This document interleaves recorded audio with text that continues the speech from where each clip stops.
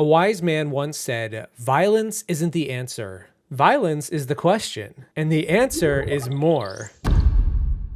Internet, I wake up every morning and ask myself, how can I ruin someone else's day a bit more? What do I need to do to cause a little more chaos? Am I crushing someone's dreams enough? Well, I am making this video, and as it turns out, I'm not much of a morning person, so I don't ask myself these questions very often, but there are Survivor players over the many years who have all of a sudden appeared in an episode in the middle of a season and just went in a direction I wasn't expecting. They woke up on the wrong side of the bamboo. They turned on a close ally. They turned heel. They just turned into a mad lad on a rampage, like a cat that all of a sudden has that weird look in its eye. You know shit is about to go down. Where did it come from? I can't exactly tell you, but here are 5 times where Survivor players woke up one fine day on a beach somewhere in the South Pacific and chose violence. Picture this. You're on Survivor, you've made the merge, you've got 2 close buddies in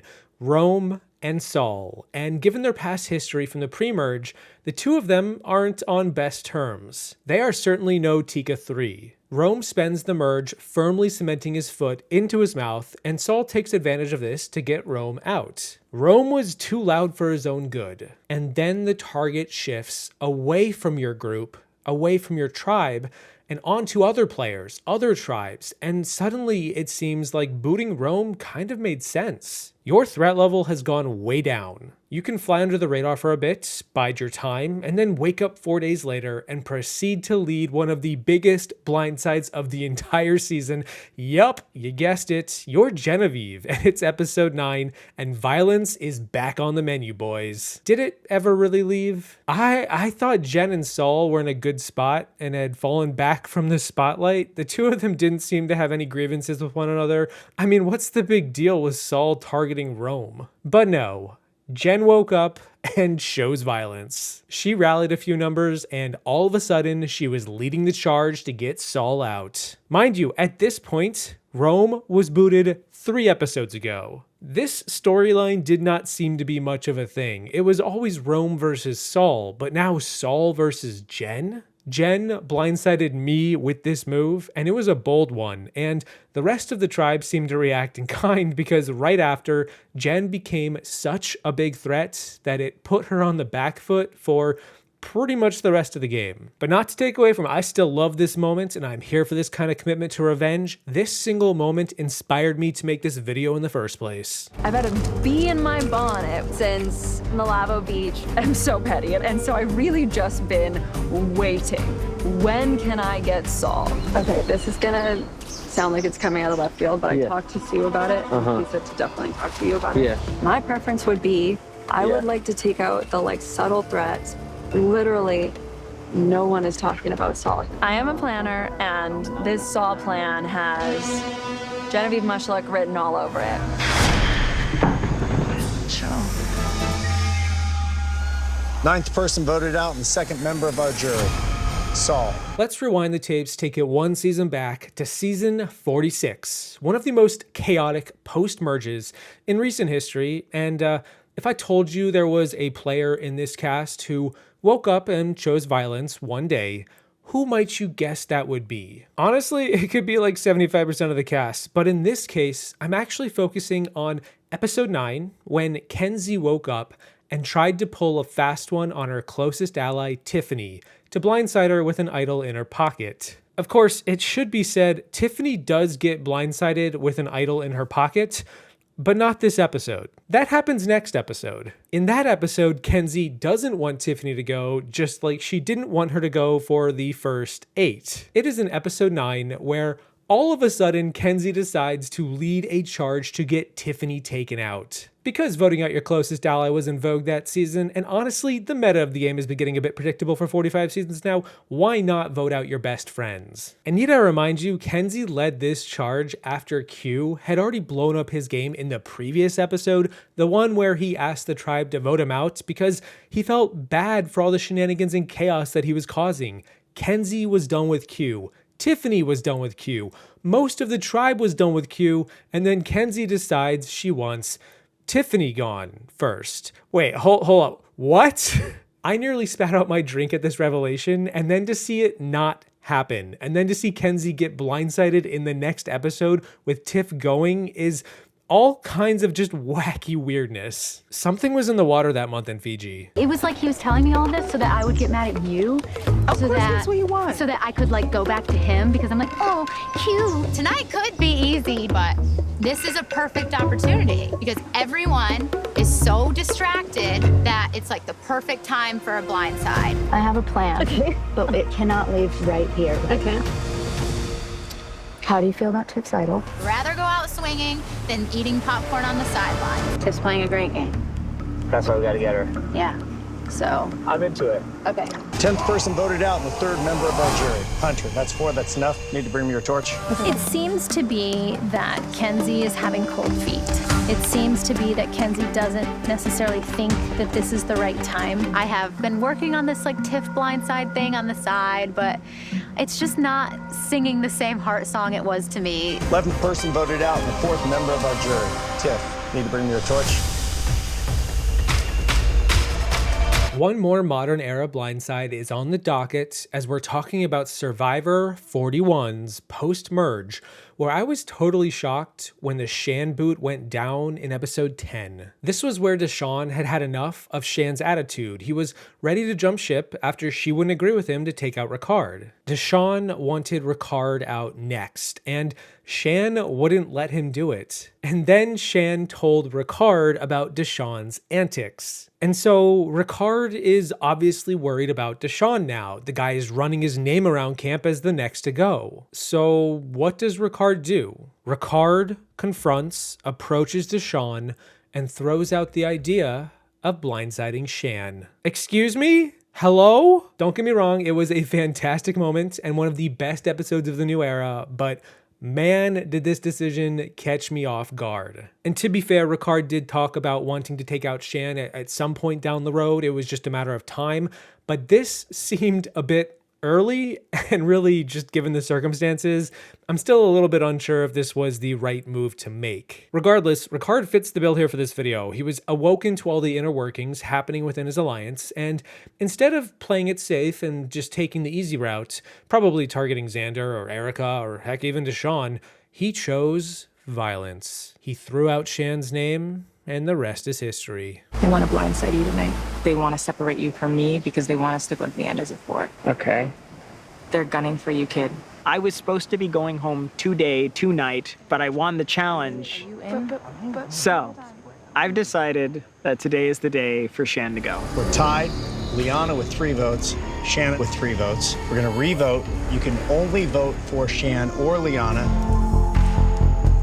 What a move. Bravo. 11th person voted out and the 4th member of our jury, Shan. And this next player is almost the mascot of this video topic. No, you know what? They are the mascot. From season 38, Edge of Extinction, it's War Dog. Yup, he goes by War Dog. He is the perfect mascot for waking up and choosing violence. He is a dog with an army helmet on. That is the logo. And again, in episode 9, War Dog is in a decent spot. It's the final 8. He's got 2 close allies in Lauren and Kelly. Both women have idols. And there is a clear consensus next boot in Rick Devens. Of course, Rick wins immunity, go figure, but that's okay because Aurora was also on the outs and another easy boot. And everyone was on board. Talk about an easy path to the end game. And then, what does War Dog do next? If you answered chooses violence, you'd be on the money. Out of the blue, War Dog just swerves out of nowhere to tell us that he is done marching to everyone else's beat. He wants to go in a different direction. He wants to blindside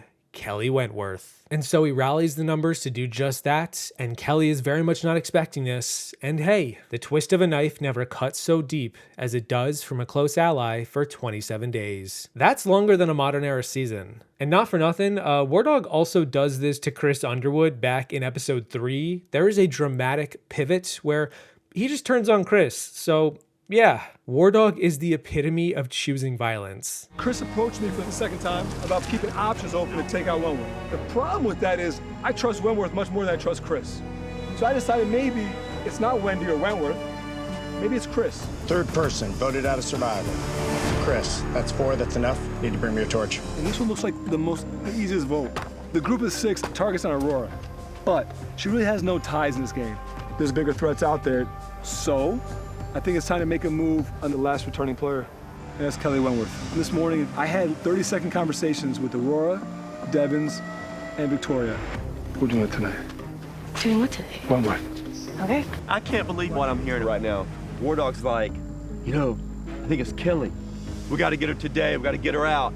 He is so unpredictable. All it takes is one person to be like, it's time to get out Wentworth, and then they could try and make a move against me. So I'm just so glad I have the safety of a hidden immunity idol right now. 11th person voted out and the 8th member of our jury.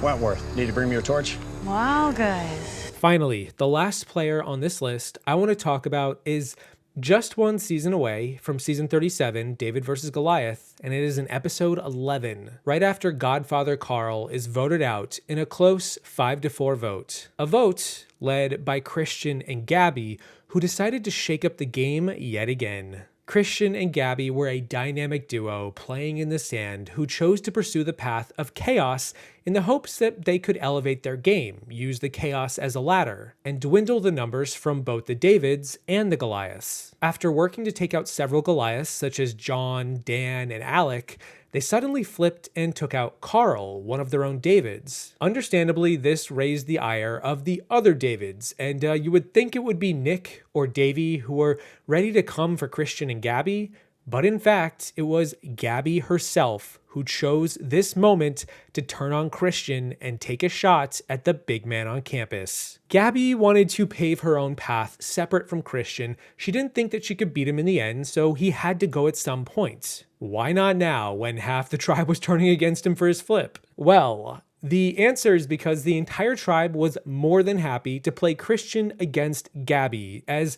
neither of them had much of anyone on their side for the immediate future. Gabby woke up on day 31 and chose to take out her closest ally in the game. She led the charge, and then the rest of the players nodded their heads, went with her on the vote, and then also told Christian to play his idol so they could take out Allison. Except really they took out Gabby instead. Gabby was kind of hoisted by her own petard, and hey, you know, it's better to have tried and failed than to have never tried at all. If there is one lesson to take from this video, it's that violence is always an option worth thinking about. Can't let myself get lured into that sense of security, like, oh, Christian's looking out for me, Christian's got my back. I need to play for me. I am feeling more and more like we have to do Christian, and I'll tell you why. People have seen me as Christian's sidekick, and I've been struggling to fight that perception. I want respect in this game. So what better way than to slay my #1 ally? According to Davey,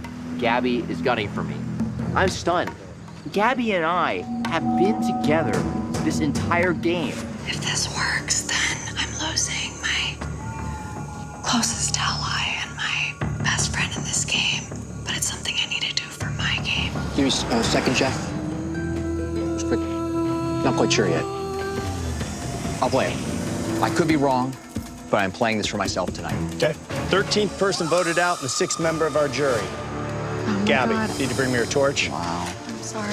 I miss you. You're good. And those are 5 times Survivor players woke up and chose violence. As you can see, it didn't seemingly work out too well for most of them, but hey, them's the breaks. Plenty of winners could be here too. Either way, let me know what you think about these players and their wily antics, and of any others you'd want me to talk about in the future. A big thanks to my patrons for choosing peace on this blessed day. Appreciate it. Thank you all for watching. I hope you enjoyed the video. Don't forget to get a good night's rest on your way out. There's been a lot of bloodshed in this video, and I will see you in the next one. Once I go to bed with one eye open. What, you think this is my first rodeo? I don't trust any of y'all after this. I have been on this slow march to death in this game. I'm all ears. Talk to me, Andy. What is your plan? The goal is build suspicion that one of you has an idol. Andy is my hero. This is what Genevieve and I have been waiting for. We have to milk the time that we have on the sanctuary to put together a very difficult mission. This is the biggest heist, and we're calling it Operation Italy. If this works, there's gonna have to be a couple Oscars handed out to Genevieve, Andy, and myself. It has to all seem like it's making sense until the moment people realize it doesn't. And that moment has to be when the votes are read. 12th person voted out of Survivor 47 and the 5th member of our jury. Caroline, need to bring me your torch? I feel so bad. That was epic. It was such a long shot, but it worked.